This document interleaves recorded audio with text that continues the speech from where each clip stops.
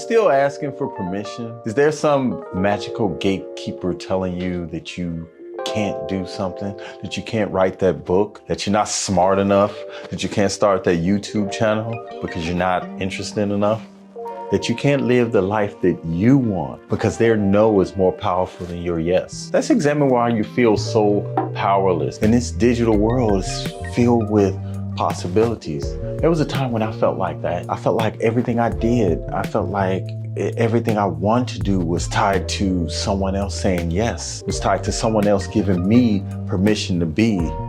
I believe that society brainwashed us with these images for so long that we lose sight of the fact that we're all just human. When I was younger, I wanted to be an author. That was a goal that I set for myself at a very early age. Thing is, I didn't know what that even looked like, what that entailed. At the time, a published author was someone who had a book sitting on the shelf at a bookstore. A published author was one who sat in the basement of Borders on Michigan Avenue, read from his book and signed copies afterwards. To me, that was a published author, Sometimes we accomplish our goals and we don't even realize it. I have a quick story. Before I go too deep into it, I invite you to subscribe to my channel, BT Bonner, and join me on my journey to grow and my journey to love. While I pursued this goal of becoming an author, I was also part of this online poetry group called Tim Book 2. It was at timbook2.com. This website is still active, I'm sure. Shout out to Memphis Vaughn, who created this site so many years ago. I was fresh out the Army and definitely looking to move in the opposite direction of anything that resembled that type of authority, We were, enthusiastic, we were revolutionary, we were living woke long before the word woke became such a popular idiom, It's like hip hop before gangster rap, if you know what I mean. Anyway, the more into this group I became, the less I wanted to write a fiction novel about love. I wanted to write poetry about struggle, about fighting the white man, This was during the grassroots of like poetry slam and open mics. We didn't have camera phones or mics or lighting equipment or editing software. You just threw down. You just walked up to the mic, either with your words in your head or you came up there with a piece of paper, sometimes with music, sometimes without music, and you just spoke your truth on the mic.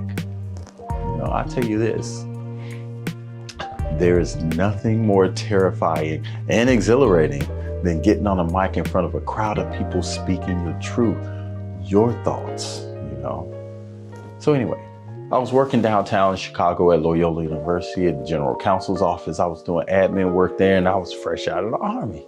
There was this open mic thing. It was going on at the Borders stores on 900 North Michigan in Chicago. That was the old Borders flagship store.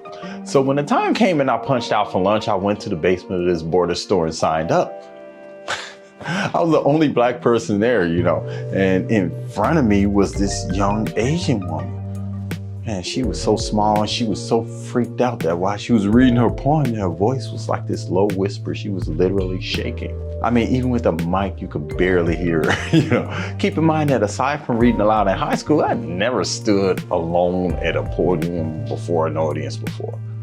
So I started to doubt myself, mainly because I didn't think that anybody would feel my work because it was about black power and there were no black people there. I mean, how could they, right? So my time came and I got up there, I cleared my throat. In that moment, I realized that this was not Def Poetry Jam and I was not Sal Williams, If you never heard of or seen Sal Williams, he did this performance, man. It's called Coded Language, definitive work, So please do look for Sal Williams. I'll put a link down in the description. It'll help you understand the gap between what you see and what is, Anyway. So I read my poem before a standing room only crowd, and when I finished, I looked out amongst the faces of these shocked white people. Most of them, from their expressions, felt like I was attacking them personally. I mean, I guess I was in a sense, but it wasn't about them. It was about me and what I was feeling at the time. So when I was done, it was like total silence for at least 10 seconds.